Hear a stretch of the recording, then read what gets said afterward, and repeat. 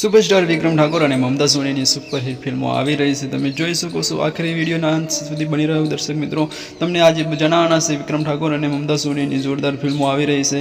તો આ ફિલ્મ કઈ છે, શું છે, એની દરેક માહિતી આપણે આપવાના છે આ વિડીયોમાં.